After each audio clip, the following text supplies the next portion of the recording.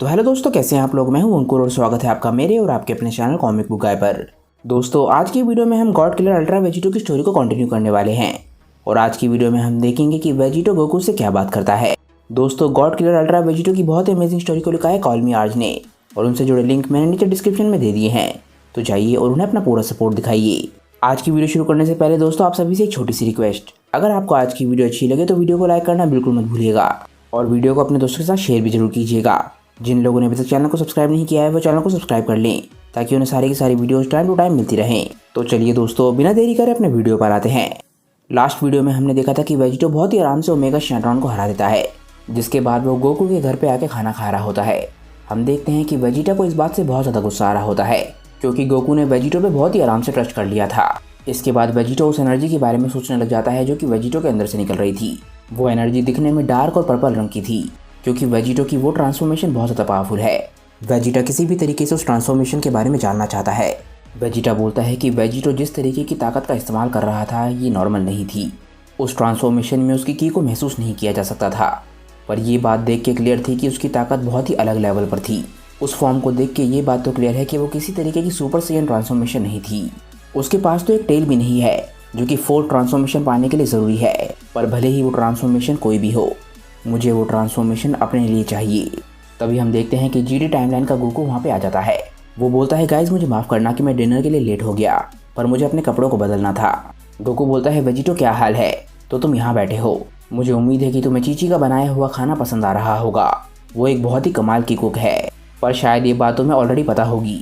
इसके बाद गोकू का नेचर एकदम से बदल जाता है और वो वेजिटो को घूरने लग जाता है। वो बोलता है, वेजिटो मुझे लगता है कि तुम खाना खा चुके हो। अगर तुम्हें कोई दिक्कत ना हो तो क्या तुम बाहर आ सकते हो। बर्तनों की चिंता मत करना, वो चीची देख लेगी। वेजिटो, मैं तुमसे बाहर अकेले में बात करना चाहता हूँ। वेजिटा गोकू के इस नेचर को देख के बिल्कुल हैरान रह जाता है क्योंकि गोकू ने इस तरीके से किसी से बहुत लंबे समय से बात नहीं करी है, स्पेशली जीडी टाइमलाइन में जब से वो फिर से एक बच्चा बना है। वेजिटा अपने मन में बोलता है कि ये तो काफ़ी ज़्यादा सरप्राइजिंग था, वो भी कैकारोट के मुँह से ये बातें सुनना। आखिर कैकारोट क्या प्लान कर रहा है और आखिर वो वेजिटो से अकेले में बात क्यों करना चाहता है। ये सब कुछ देख के मुझे वो याद आ रहा है जो ट्रंक्स के टाइम पर हुआ था। पर गोकू के मूड में अचानक से आए हुए चेंज को देख के भी वेजिटो बिल्कुल शांत रहता है। वो बोलता है कि गोकू ज़रूर, वैसे भी मैं तुमसे अकेले में बात करना चाहता था। वेजिटा ये बात सुन के बिल्कुल हैरान रह जाता है। वो बोलता है, क्या ये भी उससे अकेले में बात करना चाहता है, आखिर यहाँ पे चल क्या रहा है। इसके बाद हम देखते हैं कि जीटी का गोकू और वेजिटो दोनों गेट की तरफ चल के बढ़ने लग जाते हैं। दोनों ही एक दूसरे से कुछ भी नहीं बोल रहे होते। आखिरकार दोनों घर के बाहर पहुंचते हैं और दोनों आमने सामने खड़े होते हैं। वो दोनों ही एक दूसरे को घूर रहे होते हैं। वेजिटो बोलता है, गोकू इस टाइमलाइन को देख के भी ऐसा लग रहा है कि हमारे घर के बारे में कुछ भी नहीं बदला है। गोकू ये बात सुन के हंसता है और बोलता है कि सही कहा, जो चीज़ टूटी हुई ना हो उसे सही करने की क्या ज़रूरत है। इसके बाद गोकू अचानक से ही सीरियस हो जाता है। वो बोलता है, वेजिटो सबसे पहले तो मैं तुम्हें ओमेगा शैंड्रॉन को हराने के लिए थैंक्स कहना चाहूँगा क्योंकि मुझे नहीं पता कि अगर तुम ना आते तो क्या हम ओमेगा शैंड्रॉन को हरा पाते या नहीं। गोजिटा की ताकत का इस्तेमाल करने के बावजूद भी इस चीज़ की कोई गारंटी नहीं थी। तुम्हारी ताकतें सच में कमाल की हैं और वो लड़ाई सच में कमाल की थी।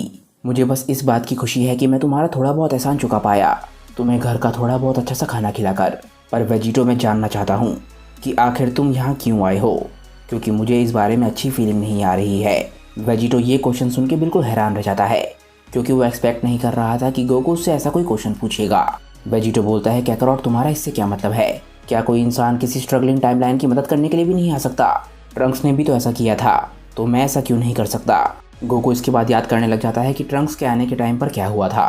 वो याद करता है कि ट्रंक्स ने आके काफ़ी सारी चीज़ें बताई थी कि कैसे एंड्रॉयड्स का अटैक होने वाला है।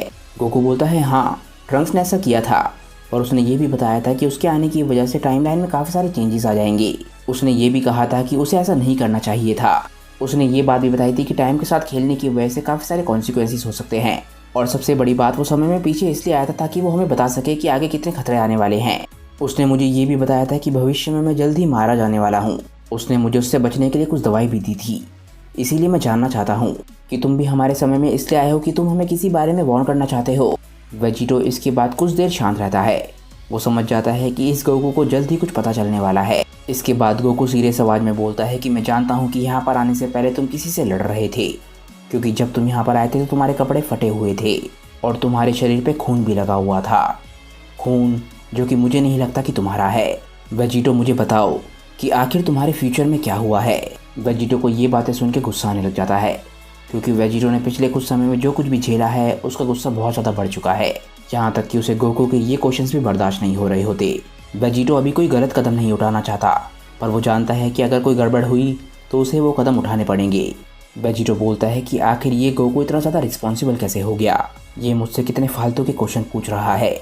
इसमें बस एक बात अच्छी है कि इसे लग रहा है कि मैं इसके टाइमलाइन के फ्यूचर से हूँ।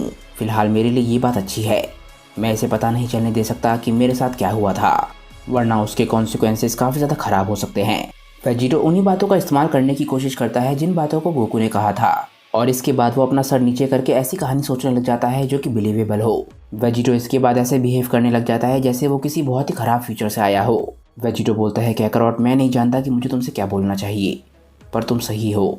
मेरे फ्यूचर में एक बहुत ही पावरफुल वॉरियर, एक इतना पावरफुल वॉरियर जितना किसी ने नहीं देखा है, वो अचानक से ही कहीं से आ गया। मैंने उससे लड़ने की पूरी कोशिश करी, पर हमारी ताकत को कंबाइन करने के बावजूद भी मैं उससे नहीं लड़ पाया। हमारे पास उसे रोकने का कोई भी चारा नहीं था। गोहान, क्रिलिन और बाकी सभी ज़ी वॉरियर्स, वो सभी के सभी उस लड़ाई में मारे गए। उस लड़ाई के ख़त्म होने के बाद उसने ना सिर्फ धरती पे सबको मार दिया, बल्कि न्यू नैमेक पे भी सबको मार दिया, ताकि हम ड्रैगन बॉल्स का इस्तेमाल करके किसी को भी जिंदा ना कर सकें। गोकू ये बात सुन के बिल्कुल हैरान रह जाता है। वो बोलता है क्या? गोकू ऑलरेडी जानता था कि वेजिटो जो भी बोलने वाला है वो बहुत ही ज़्यादा खतरनाक हो सकता है, पर उसने भी नहीं सोचा था कि वेजिटो उसे इतनी ज़्यादा खतरनाक बात बताएगा। उसे विश्वास नहीं हो रहा होता कि एक वेजिटो जो कि इतना ज़्यादा ताकतवर है, जिसमें गोकू और वेजिटा दोनों की ताकत है, वो भी किसी ताकतवर वॉरियर के सामने हार सकता है। गोकू बोलता है वेजिटो, मुझे बोलो कि तुम मजाक कर रहे हो, तुम्हारे पास इतनी ज़्यादा ताकत है, तुमने ओमेगा शैनरॉन को ऐसे हरा दिया था जैसे वो तुम्हारे सामने कुछ भी नहीं था, और तुम मुझे बोल रहे हो कि तुम उस वॉरियर को नहीं हरा पाए।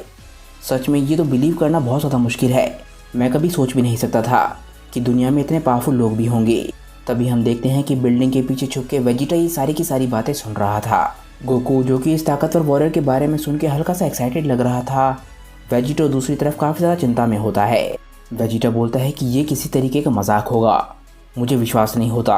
आखिर ऐसा कैसे हो सकता है कि कोई खतरा अभी भी धरती की तरफ बढ़ रहा हो, और एक ऐसा खतरा जो कि ओमेगा शैनरॉन से भी ज़्यादा ताकतवर हो।